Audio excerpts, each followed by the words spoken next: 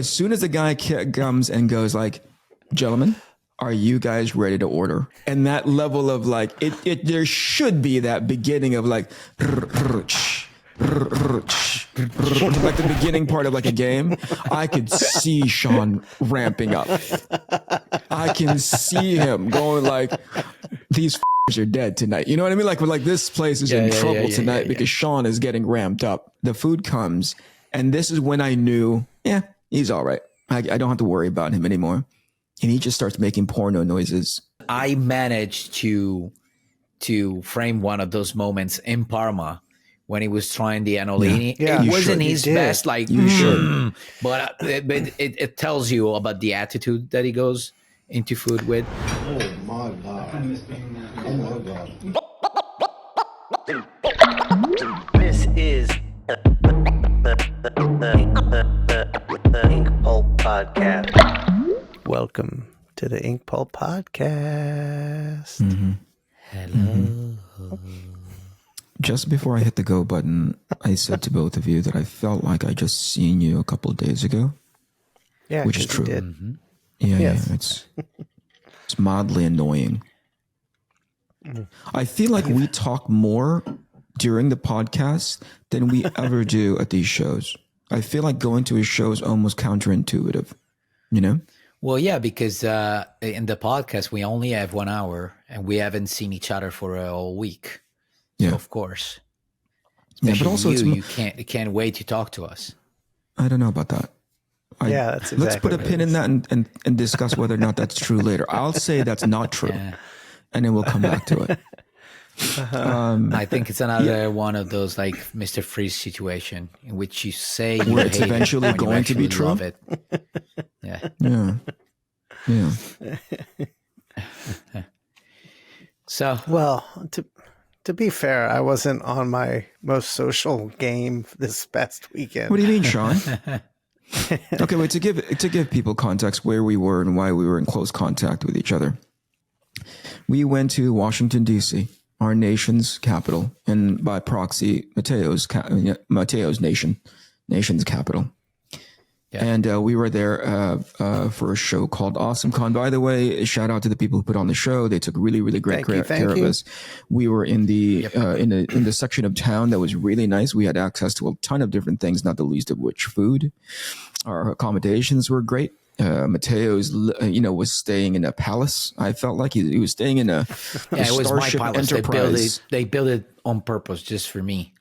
We refer to it as the Mattteo Hotel. That will eventually graduate to the Mattteo Hotel if we're popular enough, which is. We're not that great show. Level. Thank you so much for everybody put us in a really, really start good making spot. Mattteo cons in the States. Wait, what? Say again? You were blinking out there. Yeah. Okay. Well, soon they'll start to make Mattteo cons in the States. That's just what we needed. I want to help highlight the fact that even the computer knew you were bullshit and started blinking you out on purpose. All right, so great show all around. Our meals were phenomenal. Company was even better. We had the opportunity to hang out with Raphael Albuquerque. Yeah. So weird to say that out loud. It's because I always associate that with a city in the United States. And what is Raphael's friend's name? Was Eduardo Medeiros. Last name, yeah. Brilliant. Both of them brilliant illustrators, even better company. So thank you so much for tolerating us. So again, overall, the experience going to the show was great. And we found in our morning coffee shop was this place called Shawn Compass Coffee. Mm-hmm. Thank you so much for fueling us and giving us the caffeine that we need morning after morning. Except we went there this one morning. Oh boy! And Shawn went and got himself a breakfast sandwich. It sounded so delicious. It was delicious. I had one the next day. Yeah, it was hot honey on sausage with egg and cheese. Yeah. On English muffin. Yeah. Those are also the nicknames for all of Shawn's whores. Hot honey. Hot honey. Anyway, so Shawn gets this sandwich, and typical, he looks like a Jewish Pac-Man, just like like he orders something, But with the curly things for breakfast. on the side. Yeah. Like And the a Hasidic yarmulke, curl. a Pac-Man And, yarmulke. he treats us out to breakfast. I think that was you, Shawn, or no? Was that Maddie that treated us to breakfast? I lose First track. day was me. Me. So Shawn gets breakfast for everybody. Very generous of him, and he gets what I feel like is a small breakfast feast. You know what I mean? Yeah, it was small. Yeah. But it was a feast nonetheless. It was like proportionally, it was appropriate to what you get for breakfast. You really get excited about food, and you're like, I want one of everything. Yes. So you go ahead and get one of everything, and like I said, with the Pac-Man analogy, you get to it, right? Everything seems to go down okay. We had a great conversation. We go back to the hotel. First day of the show was at 1 p.m. Right? Yep. So we all get ready, and we start walking towards the show. Well, we recorded an episode. We did record an episode. Yep, that was great. That Well, was which a is lot of fun. actually the Mattteo, one that comes before this one. So they'll know. Yes. Is it? Yes. Okay. Yeah. Yeah. Mattteo made a point to say something, and I don't know how to facilitate it short of like a teleportation machine. Man, do you guys agree with this? When we're in the same room together recording an episode, doesn't it feel good? Yeah, it feels great. Oh, I yeah, wish we man. could do it every time. Absolutely. That would be like great. to me, it's so much fun. It's life changing. I agree. And I'm more in the zone. I'm more immediate. Like even my English is less, I don't know, clunky. I feel. Yeah, and we don't have fine, the buddy. delay to deal with. Yeah, your English is No, fine. you're fine. It's just You're fine. the delay is. Yeah, but here I'm more distracted. I'm less in the zone. That's what I meant. I got you. I agree. In the moment. I get it. Now, every time we do that, I suggest that we have a 2-hour delay of fucking trying to set up video, trying to make buttons work and apps work or whatever, because that's what we were doing. By the way, who's the camera manufacturer, Shawn? We gave them a hard time. Let's give them another hard time. Logitech makes the Mevos now. So they're the Logitech Mevo. Yeah. So Shawn took all of 3 hours trying to get this thing going. And by the time we finally hit the go buttons on our, we ended up using the iPhone for the video footage. Mattteo was like almost falling asleep because he had been patiently waiting, watching TikTok videos and whatever the hell else on his phone. We finally got it going. But, again, the energy came back once we went live because just being in each other's company, being live and in the same room was really, really cool. Great episode. You guys can watch. You probably end up watching it before you watch this one. Yeah. So we're all done. We pack up. We go to the show. We walk right by a great restaurant. What is it called? It was something. Unconventional diner. Unconventional diner. Unconventional. Yeah, great food. Great food. We want to call out as many of these people as we can if it helps them at all. At the very least, the people who listen to our episodes, if you are ever in the area, go visit these places that we give thumbs up to. You're not going to regret it. And so, we go get food. Mattteo gets his regular vegetarian and I get something else. But we both recognize something weird. Mattteo makes a point to say later, but I recognize it almost immediately, just didn't bring it up. I go, hey, Shawn, you're not going to get anything? And he's like, no, I'm really not that hungry. Weird. And that was clue number one. I felt fine, just not hungry. And I should have which known is weird to me. Keep in mind, this is the man just earlier in the day was just chomping down breakfast sandwiches, like he's never even heard of breakfast sandwiches. Like they cracked him open in the ice, because he fell into the frigid, cold Arctic, whatever. And we cracked him open. And he's never heard of breakfast sandwiches, so he's got to eat as much food as possible. When we were sitting in there at lunch, he didn't even bother. What did he do? He might have eaten a piece of bread or something. I had a piece of garlic naan, and I tried your curry, and I tried Mattteo, did you not place, see it? Like, did you think that was something was weird when he wasn't eating? Oh immediately, because even when he says that he's not gonna eat, like he still ordered something. So it was the first time that I saw him not ordering anything at all. Maybe just the drink or just drank the tap water. No, I just had the tap water. Yeah. So nothing. I didn't even get a drink. Yeah. So that was that was alarming weird. Already for me. That was odd. Yeah, Mattteo was Never already like experienced that in my. Mattteo was already 10 calling, years. Sean's mom, like your son is something's wrong with your son. Yeah. We were calling your wife, Steph, come and claim your husband because he's like really, really sick. Something's going on. I think he fell on his head the night before or something, So we both made a note of it, just kind of like, oh, whatever. Sean's finally showing, some self-restraint, which that should have been fucking clue number one. Something was going on. Show goes okay first days as okay as first days go. But somewhere towards the end, we go and get this coffee that was bitter as hell. Oh my God. Not ideal, That but I thought and Shawn goes, hey, I'm feeling a little like nauseous. How would you describe it, Shawn? No, I said, I feel like my stomach's in a knot. Right. That's what it felt like. Yeah. And I thought it was just because what I said to you was, I think we just drank battery acid, not coffee, because it feels like it's eating away at my stomach. That's right. Now in the moment you pointed to the coffee as the culprit, right?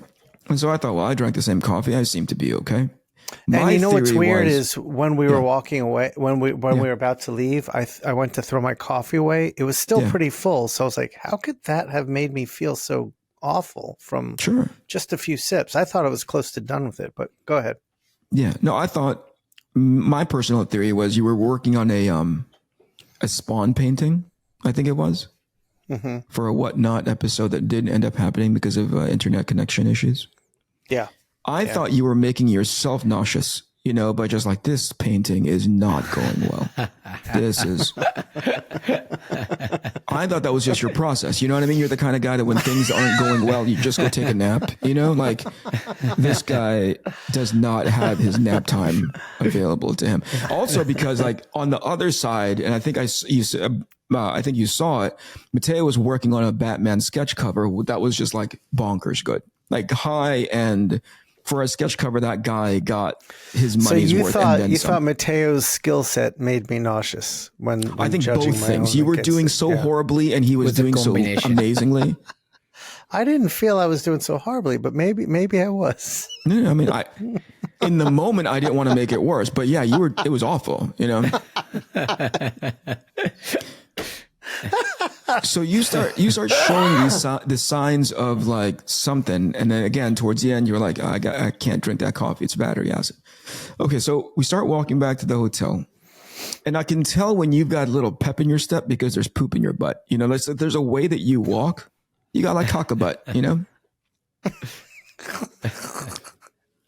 We get to the hotel, we get back, and we're kind of like winding down after the show is over, and I don't know the exact words that you said, but I knew it was serious when you shot to the bathroom from across the way in the hotel room, right into the bathroom, like it was a 100-meter dash. Like you heard the gun go off. Yeah, you know what I mean. Or if we want to stay in the Pac-Man analogy, like the ghosts are coming, and you're like, and the ghosts are just blue, blue, blue, blue, and they're just coming behind you, and you took off like a shot. Now here's the level of courtesy. I kept telling this to my wife, the level of courtesy that you went through in order to save me from the retching the sound effects from behind the door. I thought I've got to give you a lot of credit, because most of the time people just go to the toilet, put their face in it, and just vomit, right? Yeah. You took the time to turn on. I gotta say, that's like especially weird, because we're talking about Shawn, who's basically, he's a human being who cannot not make noises when he does anything.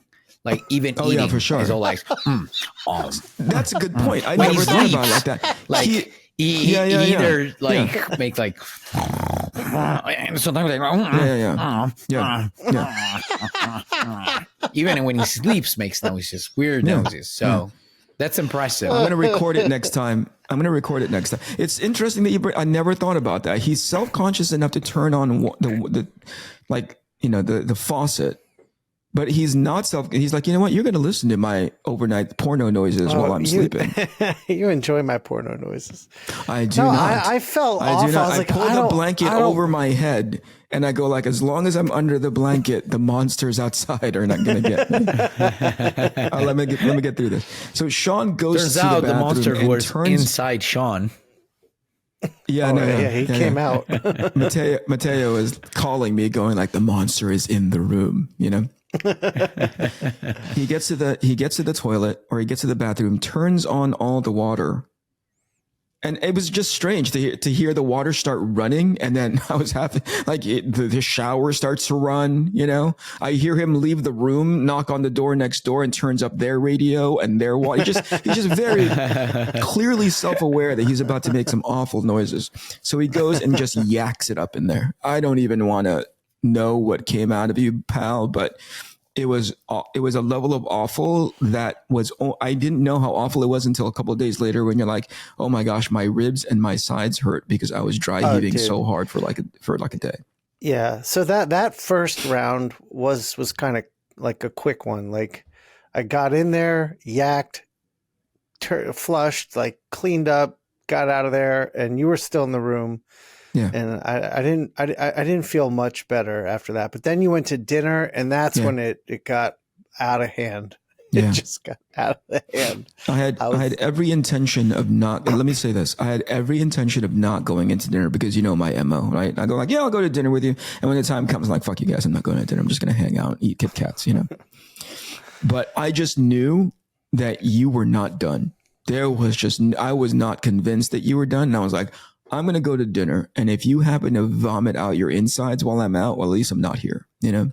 Speaking of which, we went to a Mexican place. It was okay, but the best part about it was being able to hang out with the crew, you know? Great conversation. Yeah, Mattteo made this face when he got like a blended margarita. Yeah. Oh shit! Yeah, that was my mistake. He did this look. What? Yeah, because I think it was more of an expectation. They had Go ahead, huge margarita list, and but it was the first part of the list was margarita on the rocks, and then they had another one which was something else margarita. And I saw something that interested me, and frozen, which I didn't know what it was. So I picked one from that list, and the waitress was like, so just so you know, these are frozen. I was like, all right, like, I don't even know what that means. I mean, I know the word frozen, but I don't know it translated I should have been there. Yeah, you see. So yeah, basically it's a, how do you call that? We call it granita. A slushy.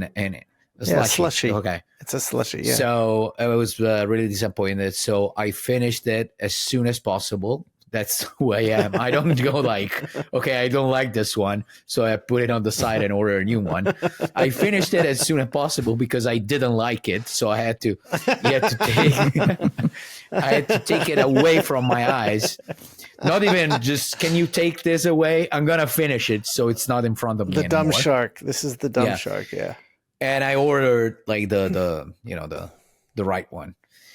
And that's it. That's my margarita experience. Now I know what I have to do the next time. Yeah.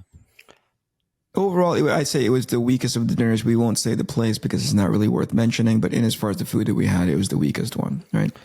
Yeah. So we're done. We get back to the hotel early enough, and Shawn is just in bed looking like a hot cup of death, you know? Just like, and I'm like, are you all right? I didn't really care, but I felt like it was a human thing to say. Are you all right? That's what humans do. And so humans do.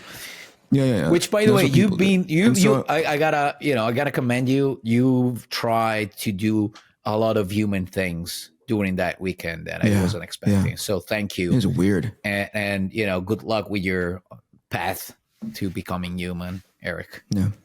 Yeah. No, I tried it. Yeah, I tried it for the weekend. It doesn't work. So I'm not just going to go back into not doing it. You know what I mean? Like, you didn't enjoy yourself. Okay, so I didn't like it. So Yeah, get back to the hotel. Shawn looks like he's having a horrible time. Just a horrible time. It was and awful. he wasn't done, right? I could just tell like he wasn't done yet. He was like, his body was just like, hey, get this out as quickly as possible. And sometimes actually it's the best thing to do is just to get that out of your system as opposed to like trying to find a way to not make yourself nauseated. There's a reason why you have that, vomiting gag reflex. So yeah, but by this point I was empty. I was completely empty. Oh yeah. Yeah. It all came out when you were at dinner. And I cleaned up. Like, I was like, I don't want him to have to come back and smell this. So now in that moment, you felt like how Eric feels all the time, empty inside. Every day. Every day. Yeah, no, every day. And by the way, you cleaned up. Thank you very much. But that vomit smell was still in the air. So it was all I could do. I didn't have anything. I didn't have any spray. I felt awful. I knew it would be there. I was flushing as it was coming out. Yeah. It's weird. Right. It just made me think about the fact that in Italy, when you have a bathroom with no windows, there's always a system in place, like a thing that basically sucks the air. At homes you have that. It's just hotels tend to not have that. Okay. Yeah. Well, anyway, that lasted for a day, which is great. So here's the better part. The next day, we have a dinner, right? And Shawn is still, at least in my head, I was like, he's probably not 100%. Clearly, he wasn't 100%, but he was nowhere near 100% in the way I saw it. Right? The nausea was gone. The stomach. No, that's not true. It was subsiding, right? No, the next morning it was gone because I woke up like with hunger pangs, like bad, and so I ate. I went downstairs, got a piece of bread. Yeah, and then later that day we got a pizza. Yeah, I was eating a little bit. My stomach wasn't back to normal, but it wasn't nauseous anymore. I was wiped out though because I didn't sleep that night. Yeah. Okay. So fair enough. And to give you, and to add a little bit more context to this, the night that we were at the Mexican restaurant, Mattteo and I were saying, it's really unfortunate that Shawn isn't here for one of our first meals with Raphael and company. Yeah, and they were like, why? Bad. And they're like, because you're missing out on one of the key components of having like an after show meal. It's like getting in a roller coaster and not having a loop-de-loop. You know what I mean? You're like, it is a roller coaster, but there's no loop. There's no like wee. You know what I mean? Or like the big high one where there's like the whole like that anticipation of clack clack clack clack clack clack clack clack clack, and it drops you. If you don't have that, you only have like a really fast ride. Yeah. So we were explaining to him all the stuff that you do. And so he's like, oh, really? Does he do all of that? I'm like, well, we're underrepresenting it for sure. And so we're like, oh, that's too bad. Anyway, so the next day, Shawn he seems like he's feeling better. And hey, we have to go to this reservation to this steak restaurant. Shawn, what's the name of the place? Bourbon. Oh, really, really good place. Yeah. By the way, we were spoiled in that downtown. Is that considered downtown Washington, D.C.? Yeah, totally. Yeah. Where we were was Georgetown, right? Is that, I don't know. No, Georgetown. Geography. Georgetown was where the steakhouse was and the burger place. The steakhouse or the burger place? Both. Those are both in Georgetown. All right, but the steakhouse is called Bourbon. Go there. I mean, it's pricey, but you're going to get your money's worth. Real. Yeah. Really, really good steak. Mattteo couldn't talk to you about it because he had a vegetarian dinner. So I had a vegetable on my ass. We go, and I'm not expecting at all for Shawn to be at like the level of dinner performance. We just thought that this was just going to be like, okay, he's going to tone this shit down. He was in the bathroom yakking up his asshole. You know, and it came out. It basically like his butthole came out his mouth. He was throwing up so much. There's no way he's going to be Shawn of old. This is going to be half a show. This is not the click, click, click of the roller coaster. But about my A game. It just took a little bit. Yep. And the look that Mattteo and I gave to each other, you know what I mean? It's like when Michael Jordan was sick for the Utah game. And you're like, damn, man, Mike is really sick, right? But when they call timeout, Mike is just like falling into Pippin's arms. You know what I mean? Like the flu-like symptoms. He's this close to like passing out. They're pumping him full of IV and Gatorade. And as soon as the timeout was over, he gets back on the court and drops like 50 or whatever it was. That was Shawn that night. Yeah, me and Mattteo were like, I don't know if he's going to make it, man. And then the waiter by came the way, and said like, talking about the Bulls. So, okay. So if Shawn is MJ, am I Pippin? So you are Rodman. No, I'm Luke Longley. I'm like the okay. I'm Luke Longley, or like I'm Bill Wellington. You know, no, what I mean? Tony Kukoc. I'll take Tony Kukoc. So anyway, so as soon as the guy comes and goes like, gentlemen, are you guys ready to order? Right. And before he even gets there, I can see Shawn just scanning the menu. And that level of like, there should be that beginning of like, like the beginning part of like a game. I could see Shawn ramping up. I can see him going like, these fuckers are dead tonight. You know what I mean? Like this place is in trouble tonight because Shawn is getting ramped up, you know? Yeah. And so he starts talking to Mattteo about what he should share, and it's the routine. Yeah. It's the routine of like, do you want to share this? Do you want this? Do you Yeah. Do you want something Mattteo, for the table? You should look at wines. This? So you order wines. You're in charge of with wines. So I'll look into sides. Okay. Are you guys? Is everybody fine with this side and this side and this side? I'm thinking about making an order of this and that. What you gonna do? Would you want to do sides first and then the main, or you want to do all together? So you guys just let me know, and I'll arrange everything for everyone. Yeah, it was like, if I get this, will you guys get some? Will you guys eat some? If I get this thing, can we share? It was that, and me and Mattteo were like, it was short of like us high fiving, going like, our friend is back, you know. But we weren't sure. We needed a few more like confirming things to happen before we can go like, he's okay, he's all right. And so the guy comes with the bread, and actually he comes out with a tray of fries as an appetizer. Oh my God. A trilogy of French fries. See, he's doing it now. You know what I mean? It's fucking days after the fact, and he's fucking doing it now. So the guy comes out with some fries and some dipping sauces, and it's all Shawn could do to not just like dip and like baka baka baka baka blue blue blue, like just eating the power, the power up in the corner of the map. And he's just shoving this stuff into his face. You know what I mean? Blah, blah. It was great. And so food comes, we order, the food comes, and this is when I knew, he's all right. I don't have to worry about him anymore. And he just starts making porno noises at the table every time that he takes a bite. And the best part is, like, Mattteo was keenly aware. It was I've seen the Shawn show before. I got caught though. I've seen the Shawn. Like, I don't give a shit.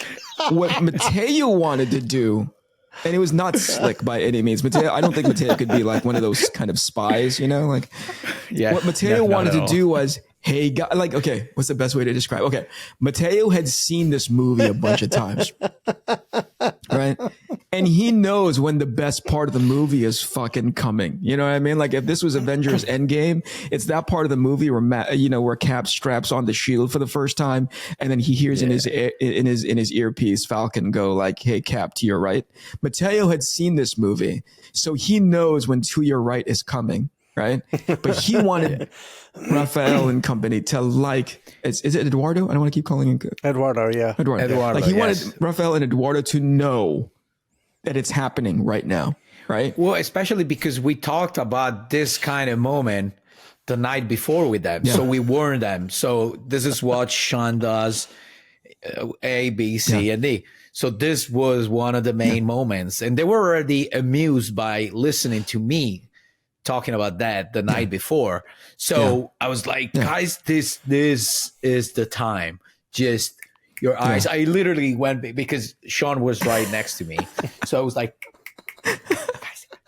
It's that meme of DiCaprio going, hey, and pointing at the screen. And it was happening. And that's when I I don't remember what he was eating at the time. It must have been, well, it wasn't the salad. It was something else. It started with the fries. It was the bread appetizer. That yes, with the fries. bread. That bread was so good. Leading into it, because you guys had wine, right? It started like a roller coaster. It was like click, click, click, click, click, click, click, click, click, click. And as soon as the bread came, hands up, everybody, we're fucking going down 20 stories. You know? So I'm taking a bite and I feel Mattteo gesturing next to me. And I'm like, I know what he's doing. He's getting Raphael. So then I quiet down, but I'm in dumb shark mode. So I'm like, don't make the noises. You're just going to put on a show. But the next bite, those thoughts have now left my head and I'm back to making the noises immediately. Yeah. But once the steak came, there was no holding back. Steak was so delicious. Steak was great. Food was great. So Raphael got the whole show. Yeah. Yeah. And by the way, I don't recall if I've ever shared my video with Jamie, because I managed to frame one of those moments in Parma when he was trying the annolini. Yeah. It wasn't his best, like, should. but it tells you about the attitude that he goes into food with. So You should- if we didn't, I should share it with Jamie. Yeah, and share we it with can- Jamie now. Yeah. Let's put it in. For me, it was like Very good.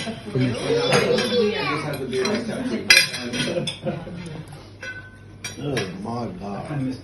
Oh my God. Oh wow. the labor requirements. Let's put it in. Yeah, yeah. In fact, that might be the good social media clip. You should put that up. I remember you getting it at Parma. It wasn't the big version, but it was definitely a version. And it just imagine it 10x, 20x. It looks exactly like every meal is like that. And the thing is, the guy was just sick the night before. You know what I mean? Yeah. The cleansing. Got it out of his system, had a bite of bread and some pizza and freaking called okay, he's back, you know? Yeah. Dropping 50 on Utah Jazz. Yeah. I did go on the lighter side for dinner in terms of the amount of food I ordered and what I ordered. That was light?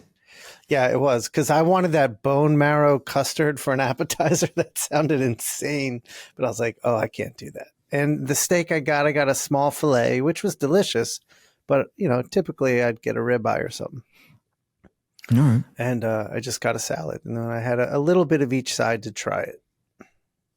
All right. Well, listen, I had plenty left over. I offered it to you, and you decided to decline. So Yeah. I didn't want to push it by the too way, hard, Shawn, but I enjoyed when I it. came back home, I was talking to Francesca, and she told me that she knows about another couple of people that had the same thing.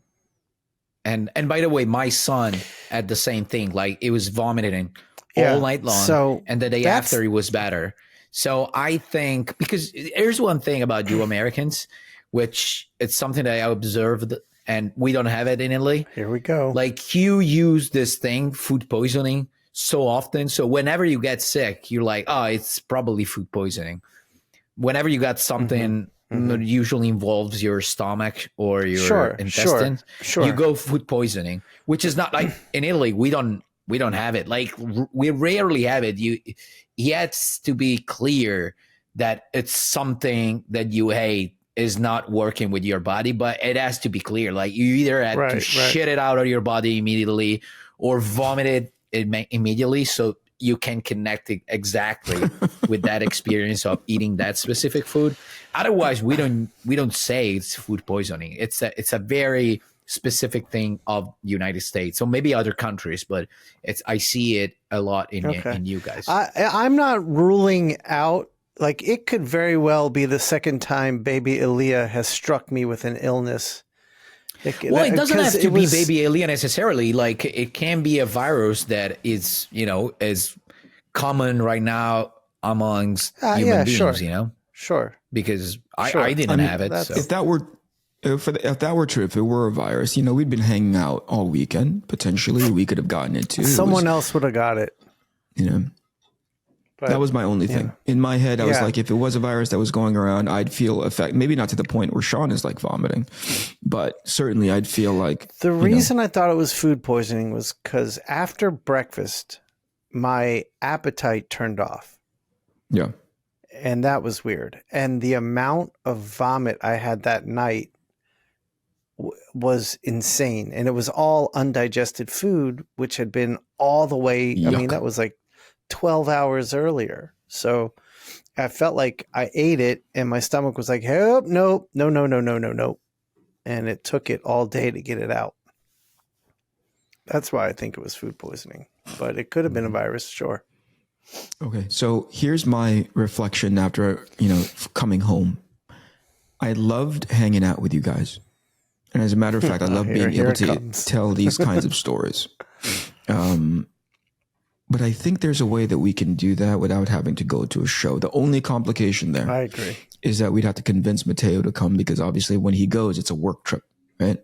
Right. Speaking of work trip, this fucking guy traveled in first class. I mean, I want to contrast how Matteo's kind of living right now versus how he started. First, when we first met, first San Diego that we ever got to, he knew all of 3 words, 5 words, maybe as many as 7, but definitely some of those words was, hello, my name is Mattteo. That's as much English as he possibly knew, right? He learned I'm lost, please help once he arrived in San Diego and literally got lost in San Diego. Like he was out in the middle of a fucking highway sleeping on a dirt road. He learned that later, but from his humble beginnings in that space, to right now, and let me tell you what right now looks like. I'll describe it to you. He's the guy who decides he wants to fly in the lap of luxury, So he goes and gets a first class ticket using, I don't know if any of you have ever traveled in Delta One before, but go look up reference. Jamie, let's put up some pictures of what Delta One and the accommodations look like. Really, really nice. We should put up the picture Mattteo sent us. No, that's the point I'm getting to. So Mattteo gets he goes, hey, it's really nice. It's really, you get your own little cabin and a whole bit. And I'm like, oh yeah, I've seen that before. It looks really, really cool. So there's only certain flights that go from this side of the world to his that actually offer that plane. So he's getting a version of it that's pretty posh, and he sends us a picture. And I still haven't confirmed whether or not that this is the truth. He says it isn't, but he sends us a picture of what the cabin inside Delta One looks like. It's a lay flat. You get your own little space. For crying out loud, you could be completely naked in there if you wanted to. But he sends us a picture of the cabin, but he doesn't just send us a picture of his cabin, which is easy enough to just take a step back and be click, look how cool this is. He walks over to another person's cabin, the other first class, probably the adjacent cabin next to his. And he puts his camera over that cabin and takes a picture of his sleeping lady in their cabin. No, you're completely and that's wrong, what he sends. You asshole. It was an image taken from Google Images. I just digited Delta One cabin, and that was the first image that comes out. And to be honest with you, the plan originally was to take a picture of my cabin, but I didn't want to look like the guy who gets super excited about his first class trip. He was being humble. I didn't want to, I had people around, so I didn't want to be the guy who oh, I'm going to send the pictures to all my friends and show them that I'm in Delta One, So I decided not to take it. Plus, he didn't want to look like new money. He didn't want to look like new money. Exactly. But to be honest with you, I tried to take one in a sneaky way when nobody was looking, but it wasn't, it wasn't a nice picture. It wasn't giving you the real idea, the scope of how cool that thing was. So I decided to erase it immediately. So it's really not about humility. You wanted us to see the full awesomeness of it. Oh yeah, absolutely. It wasn't. Yeah. My point is still the same. That when Mattteo flies over here, typically it's for work. He's got to make it's got to be under the auspices, the under umbrella of work. And so the idea of like going out and just hanging out and like, you know, Shawn getting sick again or whatever the fuck he does, right? Like having that experience independent of the show is going to be super challenging, because that's what I was thinking about when I was flying. I was like, I love hanging out with those guys. I love hanging out in the X amount of hours that we were able to. And it's unfortunate that we have to, or fortunate, depending on how you look at it. You know, it's unfortunate that we have to do it under the, you know, the schedule of a convention. I'm hoping we can find a way around there's way. There might be a way to do it. I mean, I'll have to talk to Francesca, but you know, like, I mean, Eli is about to turn 3 now, so he's still a lot to deal with. But soon he won't be one. He will be more independent. So one thing that we could do is that it's still gonna be a trip attached to a show for me. Yeah. Sure. Yeah. But I can do the show and then we can join together and do something else. So I can come to Portland, you know, after the show. So we can spend like, I don't know, 3-4 days together without That'd be great. having a show, you know, in there. Yeah. That'd be But great. like, I was talking about the Francesca thing, because still it would be, you know, 4 extra days of being away from the family. So it would be. Or we could, you know, the opposite direction could be true as well. We can come to you, you know. Or Yeah. yes. Yeah. You can come. I mean, the Bologna show could be a nice occasion, because the Bologna show is just 2 days, sorry. And it's 1 hour away from my town. So usually what I do is I drive on Saturday morning, and then I stay there. And on Sunday evening, I'm already home after the show. So it's not a big commitment in terms of time, you know, it's less than 2 days. So where would we go if in Italy, if we did Bologna and then we wanted to just go get away together? Like where would you recommend we go, Mattteo? Like get a house in the mountains, we can go get a house wherever on the we coast? want. I mean, you know, Italy is really small. I know. So maybe we wouldn't go, I don't know, to the extreme south or, you know, something really far away. Yeah. So we can drive. But right. Yeah, there's a Tuscany nearby. Yeah, that's what I mean. We could do. There's Turin, to Tuscany. which is a nice place to go. Shawn just made this extra complicated. He wants to add the layer of experience to it. I just want to hang out. I'm going to leave that to you guys. No, I want to hang out. I was just wondering where we'd go hang out. That's all. That's literally Or what I just we can said. stay That's in literally Bologna, what- which is a really nice city. It's a beautiful Really nice city. town. There's a lot of Bologna's things nice. to see there. So I always love being in Bologna. So we can just stay there and do the show and then go back to Parma. The big victory for me is that you guys are up for it. You know, I think that's going to be for me. That's the cleansing part, is being able to hang out with you guys and reconnect in person. This is a lot of fun. Also, don't forget. I mean, if possible, if we can all pull off Thought Bubble, it'd be nice to get a couple days together after that show as well. Maybe in London or something. Sure. Yeah. To me, Tough Bubble is still tough because it's close to New York. So okay. I really have to think about it. Okay. I got you. Shawn has his own. Okay, that's my story. That's my 41 minutes worth of like explaining what my personal experience with our Washington DC show. Yeah. Yeah. So let's talk a little bit about cons. It's a conversation Mattteo and I were having on Sunday, and it's a conversation I've had with Jim a few times, and we talked to Chrissy Zulo and Chris Aminga about it. It feels like a lot of these bigger shows, they're becoming completely detached from comic books, in that Artist Alley is it's more of a fan based art area. It's more like a flea market for arts and crafts and stuff. It's not what it used to be, and it feels like comic books have very little to do with what we're seeing. So I feel like OAX seemed like so refreshing because it was so comic book focused, but I think there's an opportunity for shows, small, very comic focused shows to start popping up.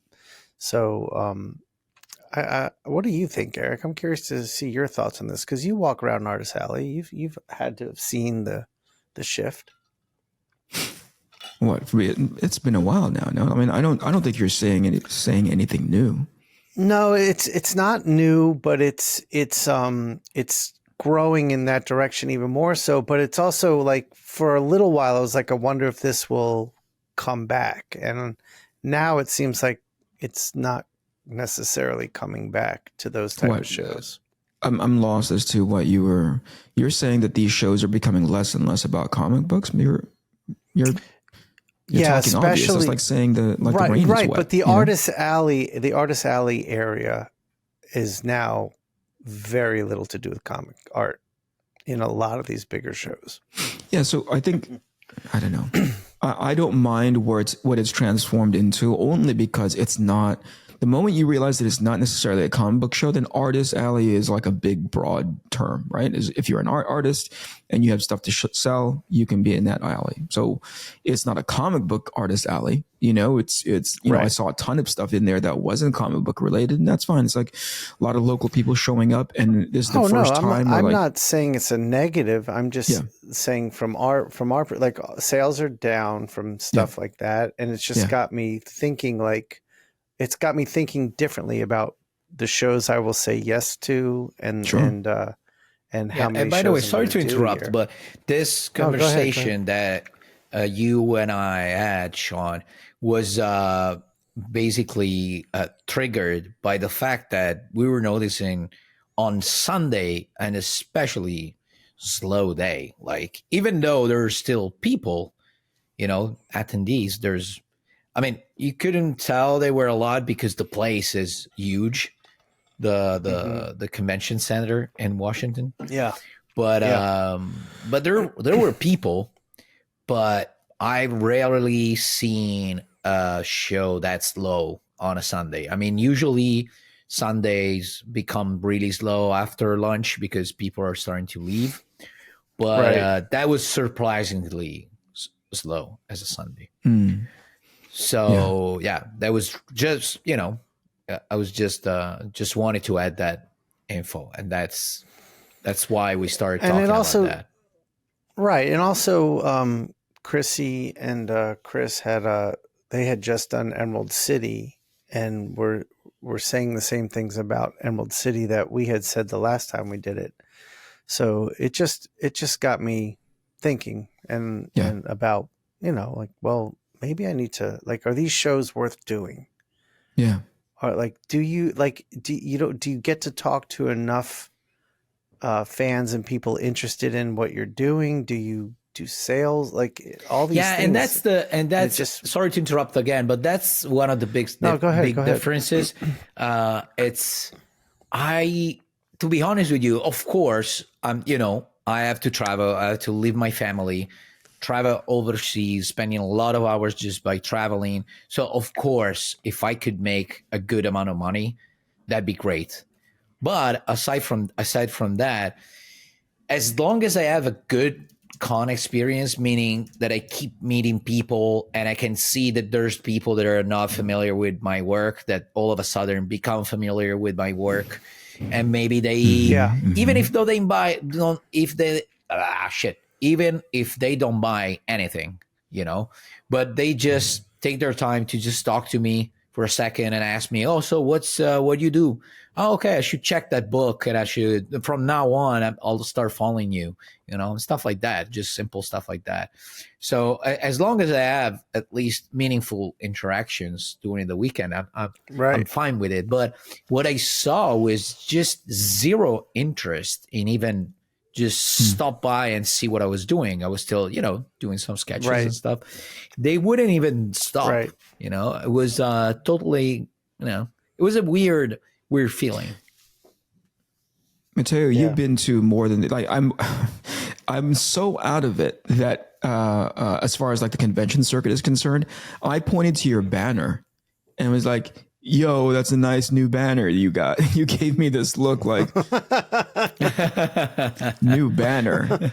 Get out of here. This thing's been like, that's how long it's been since I've gone to a show with you guys that I didn't even know what your now old banner looks like. It's new to me, you know, but give me your perspective on whether or not this is a trend that you've recognized, or if this is something that just happened for this particular show for whatever reason. Do you see it as a trend? I see it as a shift. I don't know about the trend because I have been doing 2 little shows in the States, and normally like one of them is always New York Comic Con, which is always really a really busy one.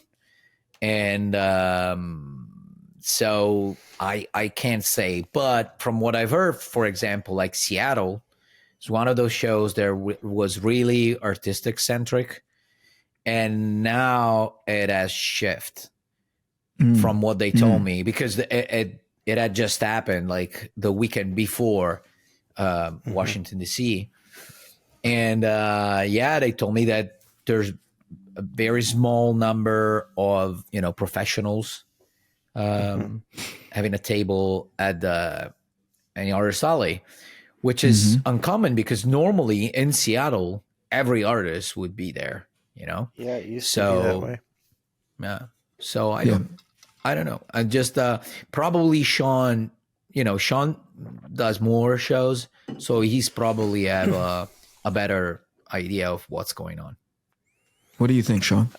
I think especially when it comes to the more corporate shows, the Fan Expo and the Read shows, New York aside, New York's kind of its own animal. I definitely see a big shift. Like the past few Fan Expo shows I've done, I've really felt that.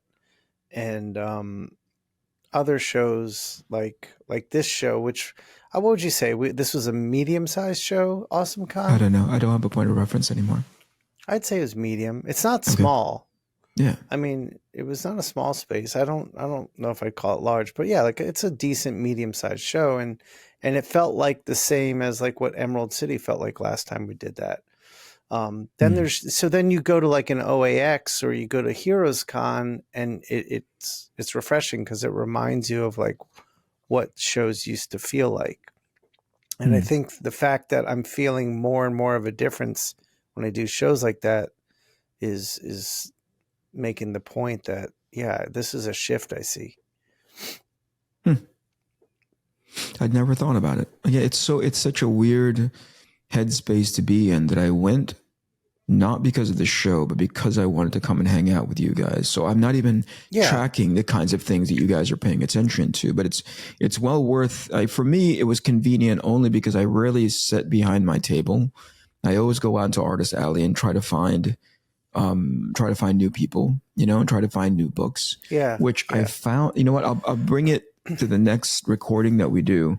But I found this young lady sitting in the Artist Alley who did a comic book based on her thesis, and it was fucking amazing. Oh, wow.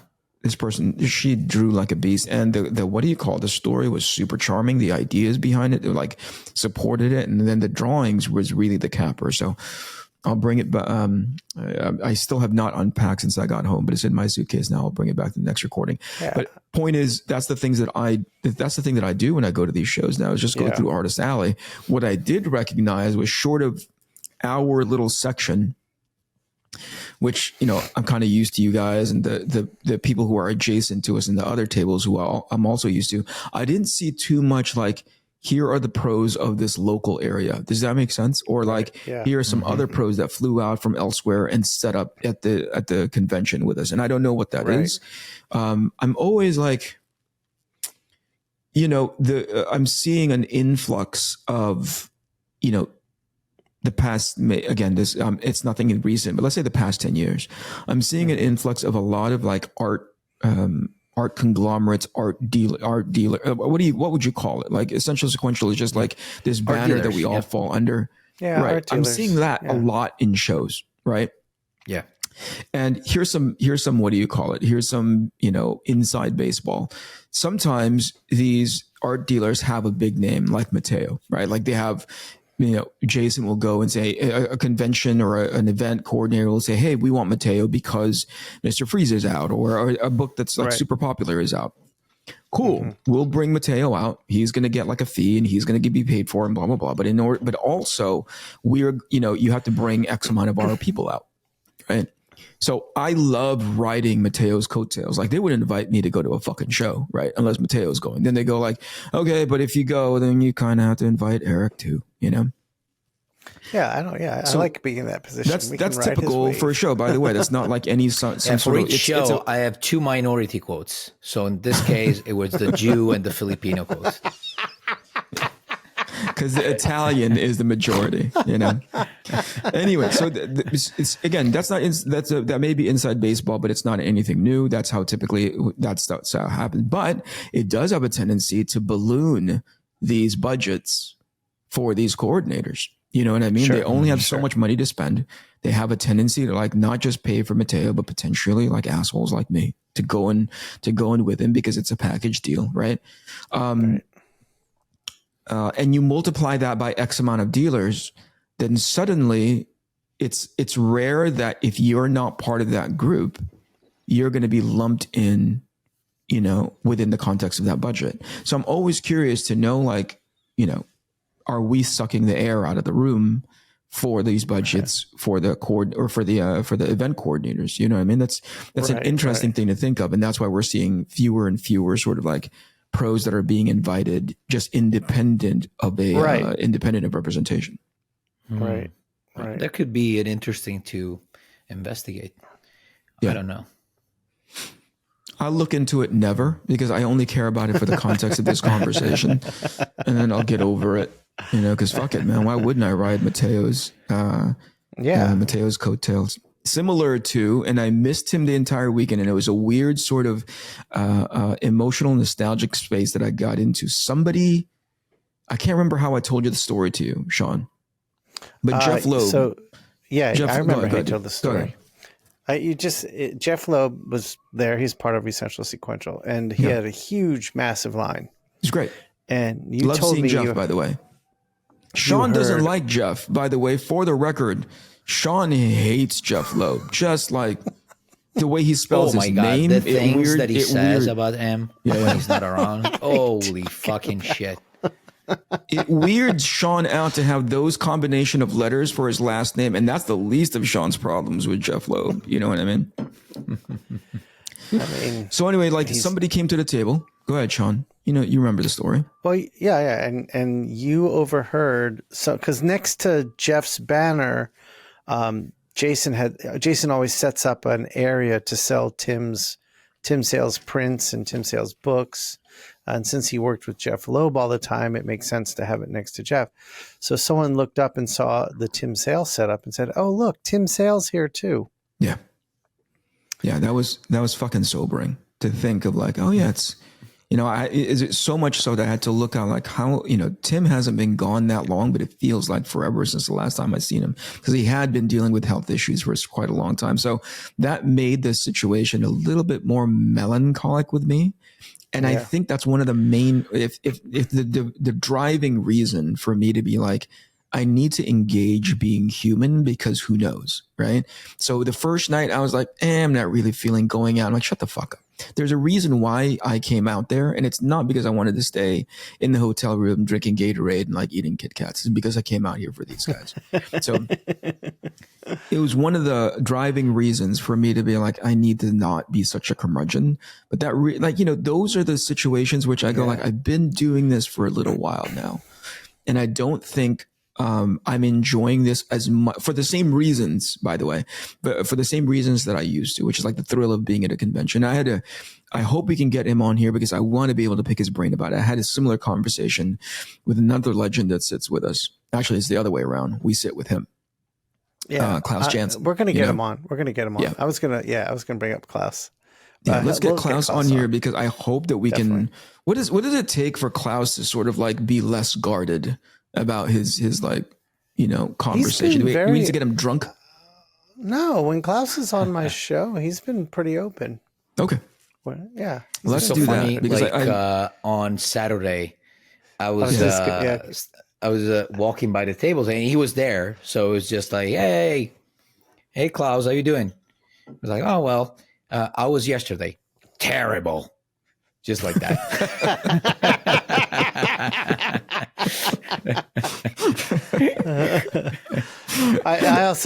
I knew the minute Klaus hurt. I was in the hotel on Saturday just recuperating, and I was like, I knew we had that dinner. I was like, I want to make it to that dinner so bad. I was like, the minute Klaus hears I was sick, he's gonna back out so fast. Yeah. He is like any sign of a contagion anywhere, Klaus goes the other direction immediately. I totally understand. And if he got what you got, I don't know if he has survived. I wouldn't wish what I got on any of us, but Yeah. I was just I knew, I was like, Klaus isn't going to go. Yeah. I knew you animals would go. I barely went. Yeah. But then it was a choice between staying at the hotel with you yakking up your asshole or like hanging out with these guys in whatever situation that we were in. Another thing I want to help highlight, and this may get dour, so this is more on brand for Shawn than me, but it's definitely the reflective component. I can't say enough how much gratefulness that I have that we're talking about Jeff Loeb, we're talking about Tim Salem, we're talking about Klaus Janson, as if they're just dudes that we end up getting sick with, you know? Right. It's I'm standing behind Art Adams, draw whatever commission that he was drawing, right? And he's just talking to me as if, hey, dude, we've been doing this for like freaking forever. He's like, oh, this is not typically the posture that I do, because they were doing a live whatnot thing. Jason Shatter Eric, was I think that was just shoulder. like me. He had his Filipino quote, so he has to speak to at least one minority per day. Yeah. Regulation. And then he checks it off, and that's how they give him his fee. Yeah, I mean, he has an Asian wife as well, but it needs another. He needed another Asian. Not married to. Yeah. Not married to the one that he doesn't have to be compelled to hang. But my point is, you know, we get to hang out with a lot of cool people as far as like legend level. I remember that with Art Adams, and just kind of like, hey, chit-chatting with him like it's nothing. Klaus is just some guy, you know, it's Klaus Janson, for crying out loud. You know, that guy's a freaking pillar of our industry. And I'm just talking to him about whatever it is that comes in. I was talking to him about how young he looks and how many like, you know, virgins he had to sacrifice in order to like keep restoring his youth month in and month out. You know, that's the common conversation. Like, these guys are the people who you look to if you were to look at like the staples of comic book industry. Art Adams, Klaus Janson, Jeff Loeb. Those guys are like the legends. You know what I mean? Yeah. At one point, Go ahead. No, at one point we were talking to Wonho, you know, of Black Side. Right. Like, Wonho is just a guy that wants to go have dinner somewhere and grab a bite to eat and talk about family or whatever it is, just get caught up, you know. You don't realize that these guys are like top tier. Eventually, I don't know. Here's the part that, like, are there young kids getting rolled, graduating, quote unquote, graduating into Essential Sequential? Yeah, doesn't that fucking scare you? Right? Well, because Mattteo he's youngish now and young compared to us, but he's gonna start getting old quick, because that's how it happens for white people. You know, it's slow at first and then it's all at once, all at the fucking same time. You know? Yep. Mattteo is youthful and he's dropped weight. By the way, buddy, you look so fucking good. Congratulations. Oh, thanks, brother. Yeah. Congratulations. I know that takes such a lot of hard work, and I've seen you eat, dude, and I know that takes a lot out of you to be like, that guy's really pacing himself. You know? Well, yeah, the difference is now, even if I do, like, I don't know, I have a couple of nights with you guys where I eat a lot. Yep. Back then, I would, in my head, I would have been, the next day I was like, fuck, I'm a fucking asshole.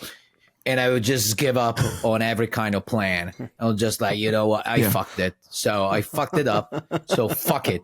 Yep. And then from then on, it's just going downhill for me. Instead, now I'm like, okay, I've exaggerated 2 nights in a row. So next week, I'm going to make up for it, you know, and everything's back to normal. Yeah. You know, That's I have more equilibrium in my life, I would say. Yeah. By the way, speaking of new young people, I mean, Raphael is my age, more or less. So, and he's a new team member. So, but here's he's the thing: not a new, the age gap. generation gap by way of work that's relevant in the industry to the person that sort of like has had a few more notches on their belt. I remember when we brought Tim on and we started bringing everybody on, there was a great divide. We treat each other like equals, but definitely some people were at the middle part of their journey, later on in their journey, and there's a bunch of people that are coming up like you and me, right? I don't see that new generation coming in. And I don't know if that speaks to what you guys were talking about, where it's like, hey, there's very little comic book content at these shows anymore. Are there like those people that are like in a younger age range, like you, Maddie, when you first came in, Yeah. And started there's also a difference. Like back then, like I'm on Essential Sequential now because you put in a good word for me to Jason. All right. We kind of started knowing one each other, and you told Jason, hey, listen, I think you should have this guy as a client. But back then, there were way fewer art dealers around. That's true. For sure. And now, I mean, I could see, people that are really more than promising. You can tell they're already starting to work and are great. But, by the time I kind of discover them, they're already, with some agent, Yeah. And because, And also maybe they know, an older artist who's already with an agent. So they just go with that, So, I mean, there's been in this last, 10 years, there's been people that I saw that I really like, and I think they will be great, in our group, but they're already taken. So I'm not going to be the guy like, hey, you should leave this dealer and come with us. I don't think it's, a good thing. It just goes to show, and maybe there's a conversation for a later date. It just goes to show that maybe there are artists out there, because we discovered them way after the fact, and they're already sort of like with somebody. There is talent out there that's outside of our sort of like peripheral, and we should be that much more like active in expanding that peripheral so that we go find them, not for the benefit of Jason, but just for the sake of like getting to know them sooner, I think there's some serious value to that. And I think that's one of the main reasons why I love walking through Artist Alley, because I go I've never seen that guy's work before. I'm helping a few, like, go ahead, Mattteo. No, go ahead. I was just gonna say, there's a couple of young, really talented guys that that just need a little guidance with like getting their career off the grounds, and I'm helping a couple of them, and they're great artists. But the reason I haven't like put them in front of Jason is these guys are working exclusively digitally, and I don't know that fits Jason's business model. Yeah. Mm-hmm. Yeah, that's. I can't tell you how much it pisses Jason off that I work digitally almost exclusively now. Yeah, but you still do a lot of hand-drawn imagery to sell. I mean, you still have portfolios of stuff you're producing. Like these guys, like even their sketchbooks are on the iPad. Sure. So it's also another thing that I'm not concerned about. I don't have the term right now in my head, but it would be like back then when you helped me with Jason, it was just a bunch of us in Jason's team. Now Jason has a lot of clients, like a lot. So I fear that in case tomorrow I see a spot, a new talent, which I think, should be in our group. On one hand, I would be excited to kind of even, help them out. But on the other hand, I would be scared of maybe I'm not helping them out by telling them to come to our group. Yeah. Because let's say so, I would really have to know them as a person and see that they have what it takes to be in that big of a group. Because some people, that's true, and when they're in front of this kind of giant that the group has become, they tend to disappear.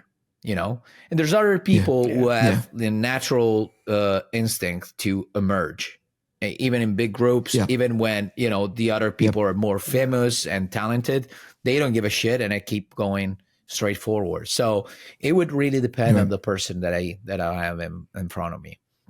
But yeah, that's a good point. But no, it's valid. I think it's an experience that I would try and give to another person, especially because mine was so magical. Again, as you were saying, I got to meet really early in my career. I got to meet monsters like Tim and Klaus and Dave Johnson. That normally maybe now they would know my stuff anyway, but it gave me this kind of fast track to getting them to know me earlier. Yeah, true, very true. All right, I think we're over by 8 minutes, and that's long enough. Awesome. Yes. I'm gonna hit the stop button. This time Mattteo, I sign us promise. out. Mattteo, sign us out. So fucking annoying.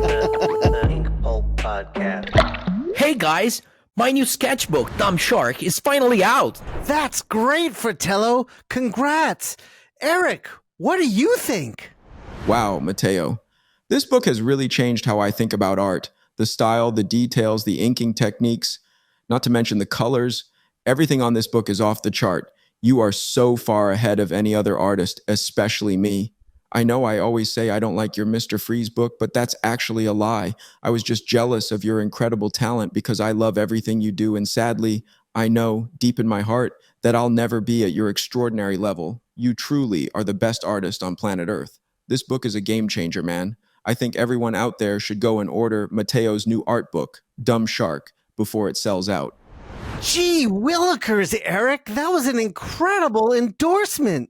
You really made me want to buy it. How can I get my hands on it? You can find it on www.essentialsequential.com, or if you're in Europe, you can order it on www.pulps.fr. Wow, Eric. I didn't know you were such a big fan of mine. Thank you. I really don't need to add anything else. You said it all.